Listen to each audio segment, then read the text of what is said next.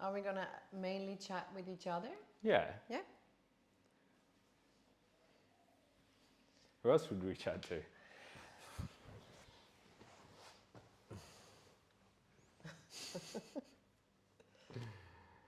Hey, Hi, how are you? I'm alright.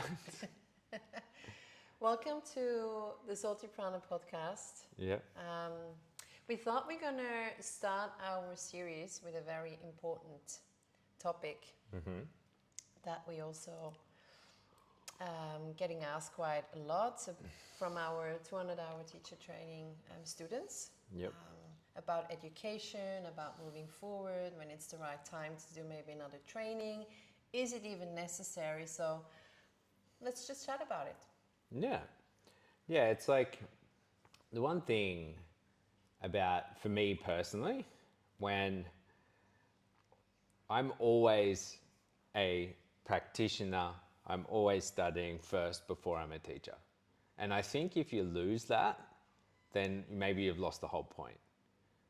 Like, I know a lot of my friends, I know you and me, we're always reading something, continuing studies, going on personal retreats. Even though we host teacher trainings and retreats quite often, it's fundamental for me, for my growth, my continual growth, Yeah, to study. to study. Yeah. Like every night, you know, you know this, I listen to a audiobook every night, philosophy. And it's just what I've done for so long, and it's just a nice way to wind down the night, and I drift off with words of the cosmos Yeah. in my brain, in my mind. And it just, maybe it all doesn't land, but some does, and it Yeah. sticks with me. And especially some books or some audio books or some podcasts you need to listen or read to a few more times, or like Oh, yeah. not only once, that it actually lands. I remember the first training I did, the philosophy, for example, didn't really land at the start at all, or like some parts did, and then some other parts was completely like confusion. And years after the first training, when I was studying like a little bit more into the philosophy, and I did another training, I was like, aha, now I am getting what this teacher was talking about. So the first training, and we say that over and over as well in our teacher training, is just kind of like the basic or the base that you set for. It's like a ongoing. foundation, Yeah. like the 200 hours, it's a foundational Yeah. training. It's a foundational training that you set for being able to teach and understand the teachings and the asana to become Yeah. a teacher or being a better student. And everything after that is just for me personally, to become or to be like a good teacher, a must to educate yourself from that point forwards, ongoing. Yeah, So because it's a never ending. It's a never ending. It's journey. a never ending. And I think like if the day happens where I'm like, oh, I don't want to pick up this new book or this new thing, like I got too many books up on the shelf over there that I want to read, that I get excited about, but I'm like focused on the ones I'm reading and studying now. Yeah. But if I think that day stops, then yeah, I don't know. Maybe my yoga life is over, and which would be, it's sad, but like I find like this, once you like that thirst for knowledge and understanding, not that you just always find it in books, but it's like reading something in the book and then applying it to a practice, Yeah. a meditation practice or an asana practice, or you want to learn more about the body and how all the muscles and tendons and the fascia works. Yeah. This is all the beauty that extra study, Yeah. extra courses, extra retreats can like help. And even like a return to self. I found like going on retreat when was that? The start of the year? Was that January? Yeah. When we went on that Tantra, Non-dual Shaiva Tantra retreat in Thailand. It brought me back. Like it gave me this like full reset. I was always still had my meditation practice, but like sitting for 4 to 5 hours a day meditating and Yeah. like finding new techniques and new like having these aha moments. I was like, oh yeah, that's right. This is why I love this so much. Not Yeah. that I didn't have the love for it, but it was like, A good remembrance yeah, to be back on the mat as a student. yeah, To 100%. ignite the fire again for a 100%. student. I think there's a fine line between studying and evolving, and then maybe, you know, it, in a sense of like being overwhelmed and it's like all too much. So I got also like a lot of questions with like, oh, where should I start to study, and when do I need to do the next training? And I believe like every student has their own interest, where you really feel like this is where it sparks the most interest for me to keep on studying a little bit deeper into that topic. This is where you should focus first. And I think it also like is totally okay if you have after training like a phase of like just, and it's actually also necessary to just digest the teachings before you even understand Yeah. the teachings better, and then go from there. So I always say don't stress too much in doing like straight away another training. I personally did my second training 2 years, or almost like 3 years in after the 200-hour teacher training, when I was starting to teach back in Switzerland. So it took me a while, and you know, everyone's journey is different to absorb all the teachings, to study a little bit by myself before I felt ready for the next training. I don't know about you, like how long was it after your 200? When I did the 200 hours in Mexico, maybe it was a year, because I came back to Sweden and I knew I wanted more. I knew I just opened the door. And then I did some like short trainings. That's where I started to understand more about yin. I did a breathwork training then early on. So I hadn't stopped studying and I was reading, but then when I did an actual Yoga Alliance Certified 300 was when I met you, obviously. Maybe, you remember? Maybe a year, maybe a little bit less. I wasn't teaching much, but I wanted more, and I think I had I did. Yeah, I have a major imposter syndrome and like that idea that I didn't know enough. yeah, Or I didn't have a strong enough practice, even though I did. I had a strong asana practice and I was already meditating, breathwork, but I did have this thing in my mind that I wasn't good enough and I needed more knowledge, which obviously looking back now, I knew a lot and I embodied a lot already at that stage. But also back then I was an electrician, so going from electrician full-time salary down to a yoga teacher and then living in one of the most expensive cities in the world, it didn't really compute so well. yeah, yeah. But yeah, so yeah, probably about a year, I think. It's a long time ago. Yeah, and that's another good point, actually, what you were mentioning. I think a lot of teachers out there, I mean, like, it's actually, it is very difficult, I believe, to really find the good amount of, like, trainings, immersions, workshops without overdoing it. It's kind of like there are also teachers out there that are collecting trainings, but they actually don't really have enough time to really embody and understand the practice, you know, like having the knowledge by reading and being on a training is a complete different world than actually having enough time to embody the practice and to understand. So that doesn't really, that makes you a better teacher if you do a lot of trainings. Yeah.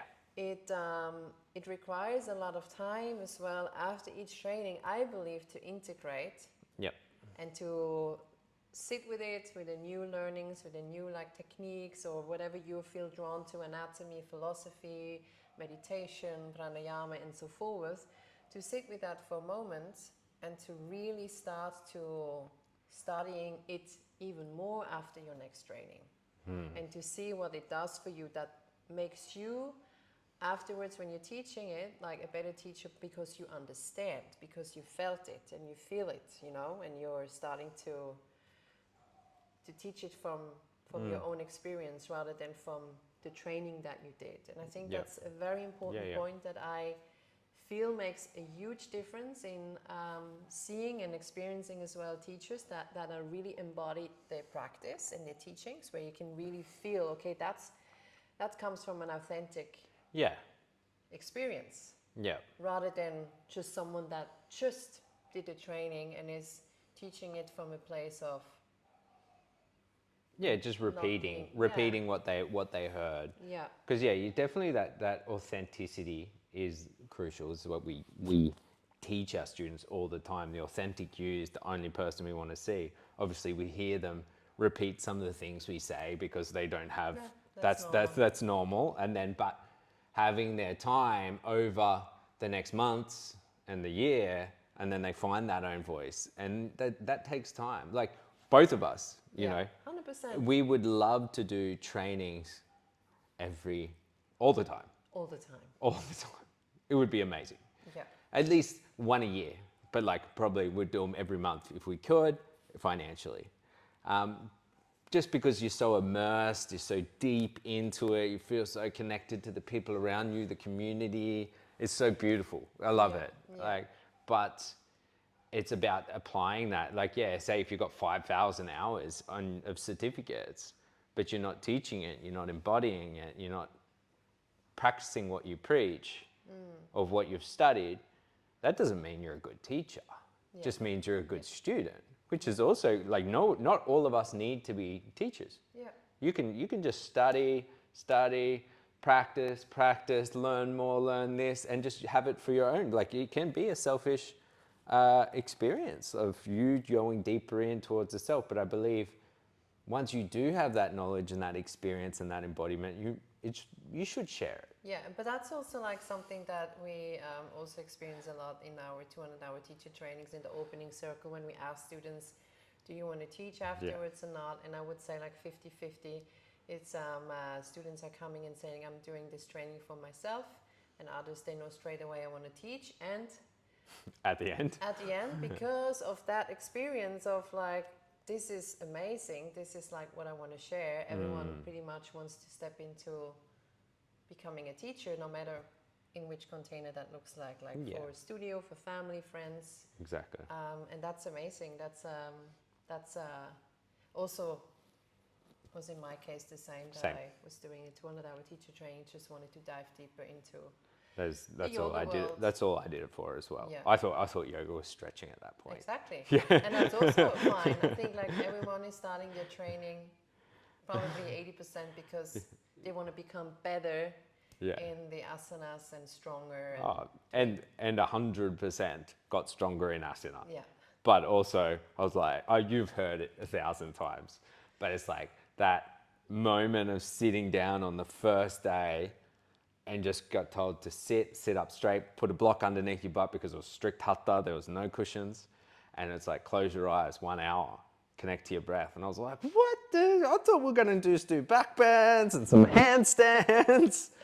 And I was like, okay. And just surrendered. And like, by all means, I was above the body, around the body, through it, everywhere after that first hour of like connecting to my breath and meditating. And I was like, I hadn't really done that before. Yeah. Yeah. And that was like, aha, there's more.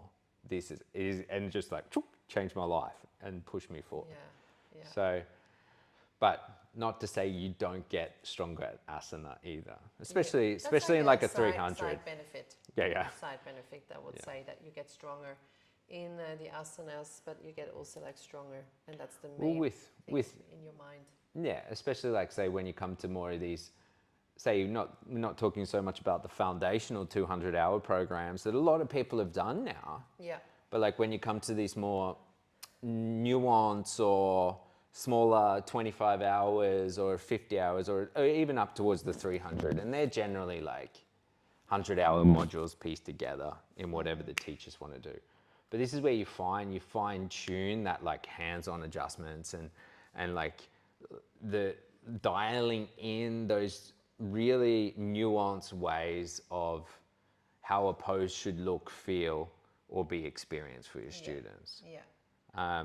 And that's great. And obviously, like you learn different tricks and techniques, bandha, breath, to do all these like crazy shapes if that's what you're into, where you can't really fit all of that into a 200-hour. Yeah. There's just too much of a foundational training to be able to put all these like extra bits. And if you are following down the path, if you are still doing it, that's where these extra trainings, immersions, smaller and larger experiences can really help in what's the word? Really help develop your practice, Yeah. or like deepen.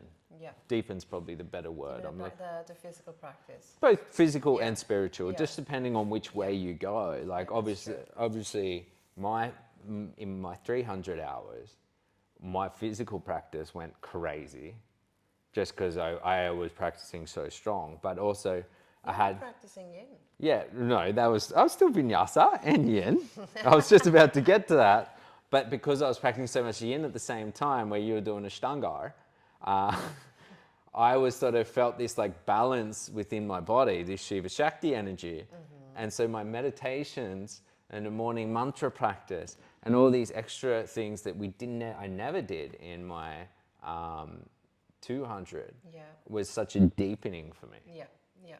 It's such a like a that's heart true. opening Yeah, experience. I believe as well, because the 200-hour teacher training, I cannot speak from all of the yoga schools out there, but I know that we are emphasizing a lot onto it, is that the 200-hour teacher training sets the foundation as well of your own knowledge of your own body restrictions and limitations, which I believe is a very important tool and practice to learn, because there are a lot of pushing still and pulling and squeezing the students into the shapes out there, which I believe is absolutely not beneficial for the student's body, and also for their own knowledge of like, where is actually my body moving?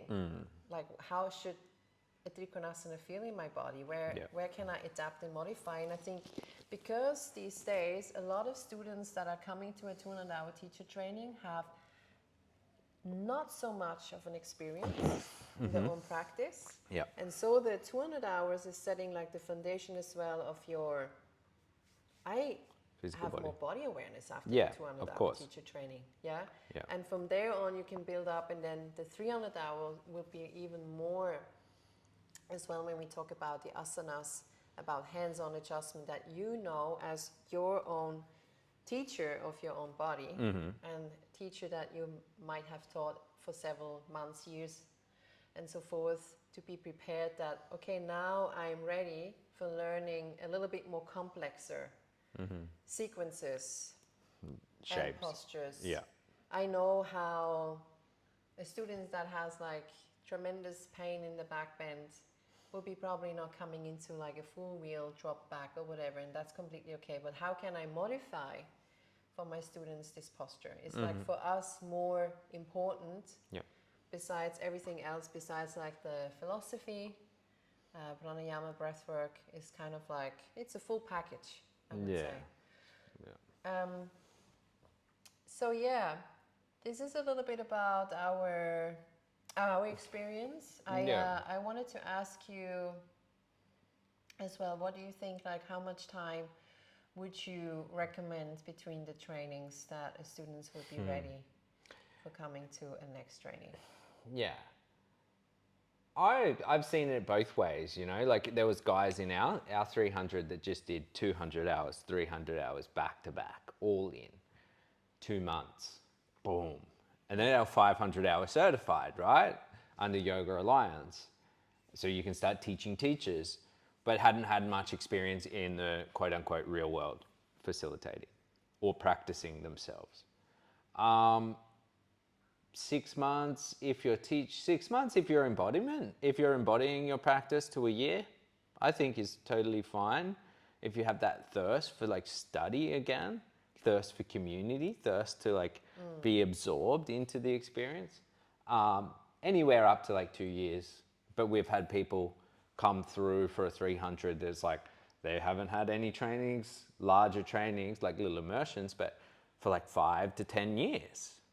But that was quite interesting because they were quite set in their ways. Their teaching style had developed so strongly that when it came to learning a different style, there was a lot of resistance, right? Yeah. Because they were so fundamentally set that this is how I do it. And that training was quite old school. So it was like, it was quite interesting to see that. And then they finally like opened up their heart and like allowed it to come in and took on what they needed for their growth. But yeah, so I like that 6 months to 2 years, I would say. Just it's purely, it's an individual kind of thing. Yeah. And like, you know, after you go back to the real world, after a training, the longing to be back in, say, like Bali or Sri Lanka or India or wherever, again, to be in community, to be in Kula, that call is strong. Yeah, that's true. And I believe that's like sort of how we were supposed to live. Like now we're told we live in cities, you have a little 25 to 30 square meter apartment in your little box and you don't talk to your neighbors. But like we were tribes of like 60 people. And Yeah. so like when you have these teacher trainings where it's like, our trainings are smaller, like max 24, but even that group is like, you know, when people are struggling, you know, when people are happy, you get to support everyone and it feels so good that you're like in this family Yeah. and you feel so held and everyone grows together. And so that longing for me, now I'm just talking about it, I'm like, I want to go on a training. Yeah, but I always get a little bit FOMO because we are like the space holders in general for this 3 or 4 weeks, and Yeah. then we see like this beautiful transitions and community growing of the students together, and you know how they hold each other, and it's always so rewarding for us as teachers. And I was like, oh, I actually also want to stay. I want to move into the retreat center too to be part of it. But yeah, this is actually a really good explanation as well. Every time when someone is asking me about trainings, what's the difference, what's better doing a training like just in one piece, fully immersed in 3 weeks for the 200 hours, or 4 weeks for a 300 hours, or is it better to do it like split every weekend? And I need to be honest, I never done like a training, like a 200 hours or 300 hours. I did a lot of trainings, a lot of like 200 hours and 300 hours and little short trainings. So a lot of experience with training itself, but I haven't been to a training that was not fully All in. Yeah. So I just heard and seen as well, like, you know, from students that they say on one hand it's like really nice, you can integrate it in a longer way, Yep. but then you also like get tracked out of the training time, the immersion time. After every Sunday evening, Monday morning, you have to get up and go to work. Yeah. And to be honest, when do you have time to integrate doing work before the next weekend comes? So I'm not really sure. I haven't really thought about it. I just see, with holding teacher trainings for years now with the Soti Prana crew, but also like with other trainings, that, as you said, the Kula, the community spirals itself in so much more quicker, in a more quicker way into a space of like learning and growing together, as I see or heard about it in trainings that are in blocks. Yeah, I guess it has its benefits per se. Both. If you've got a family, you've got a job or a career, and you live in Zurich, Switzerland, Stockholm, wherever, insert city, and you can't literally get a month off, because I understand maybe some people only have, well, the Americans only have 2 weeks, so that's hard. I just quit jobs for trainings. Yeah, same. But like 4 weeks to come, say on a 300 hours, I get it. And if that's spread over a year, it's quite a dedicated thing to do, to show up and like also sacrifice your Friday, Saturday, Sunday for a long amount of time as well. That's true. I haven't done it. I've done like weekend immersions when I lived in the city, but they weren't back to back. It was just like a Saturday, Sunday. So yeah, I don't know. I haven't really. People I've talked to that have done it said it's nice. They liked it, but then they've also done in person, longer 5 days or 10 days, and they preferred that style. What do you think is like not perfect, because that's a really hard thing to say, time between, say, your 200 hours and your next training, whether it's just like a shorter yin or like a pranayama or a meditation, doesn't have to be a 300. What would you For a shorter training, I would say The you next could- day. yeah, you can. I mean, you probably need some integration time for a day Yeah. or so. Yeah. But no, I've done like some longer trainings, and then the next week signed up for a shorter 25 or 50 hour. Yep. Because it's like shorter and also like more niche into like Yeah. a certain topic. Yep. It, But yeah, then it's- for the 300 then? for the 300 hours, I think also like depends a bit on the person. Yep.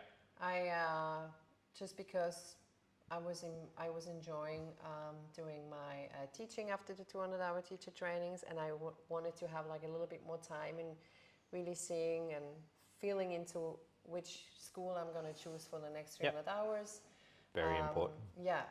So I think that's like after the 200 hours, you get a little bit more selective of your next training, because you know, course. like, okay, this school needs to have like this philosophy that I want to learn and study more. I'm following like a teacher that I'm really like drawn to, so I'm trying to get to a training with this certain teacher, or I'm Yep. like more into Kundalini, so I'm gonna maybe tap into more Kundalini yoga, whatever your Yeah, yeah. style. So I think you get a little bit more selective Yep. with your 300 hours, and that also requires, because there are not many 300 hours like as you can get like every month for 200 hours. That Yeah.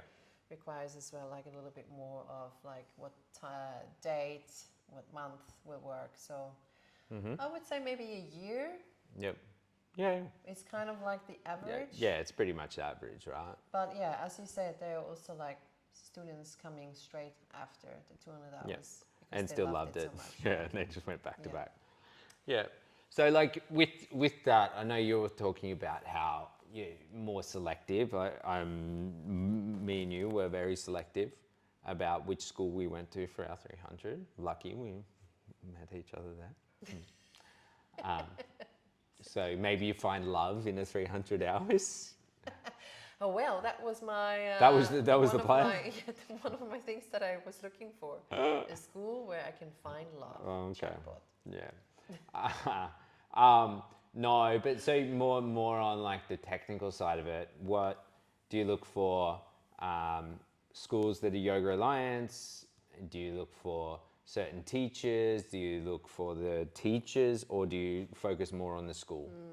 Now, because we are a bit more after like so many years, more selective about the experience of the teacher as well. That you know what kind of like tools is the teacher bringing into the training. Yeah. And then philosophy, of course, because we are teaching underneath the non-dualistic philosophy, and I will never ever go to any training that is non-dual, Non-dual. not non-dual. Yeah. So I think that's That is a huge dualistic, part. So you'd and then probably a say. lot of schools are actually falling away off Yeah. the list, Yeah. because this is There's what not I many want to there. like Yeah. dive deeper into. Yeah, I was saying a little bit more for like someone that's possibly looking, not you personally. Maybe like someone that's done a 200. Now, what in that point? What are you looking for? Are you Well, looking yeah. like making? Obviously, it's good to be Yoga Alliance certified. I think a 100%. lot of like, people are still looking for Yoga Alliance Yeah. certified, because it's just It doesn't make sense if you eventually evolve as a teacher and end up teaching for yeah. teacher trainings. well, let's say for 300 hours, I would go for another, like for Yoga, Yoga Alliance. Alliance, For shorter yeah. trainings or immersions workshop, doesn't really matter that much. No, because like obviously to get 500 hours certified, then that allows you to teach or be a lead teacher on teacher trainings, right? Exactly. And so that's I would say I'm ticking that. Yeah. And I think the other way, I mean, it always requires a lot of time Yeah. to research, as we both know, and also like our students are sharing with us that, or like asking questions and being overwhelmed with so many offerings of 200-hour teacher trainings within Bali, globally. It's really difficult to find a good training, and I would just spend a lot of hours of researching Yeah. on the school itself. And then also like reading about the background of the teachers, how long are they teaching. Some schools are just having a teacher on the schedule that just finished a yoga teacher training, right? Yeah, 200 So really, hours. Yeah. really being mindful of like, okay, what is this? How long of years does this teacher bring into the teacher training experience? Like, what can I learn from this?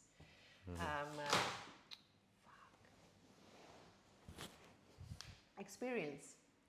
So we had a little issue. So for those who are listening, all good. For those who are watching, welcome back. The phone just fell down. The camera fell down. So Benny is trying to fix it.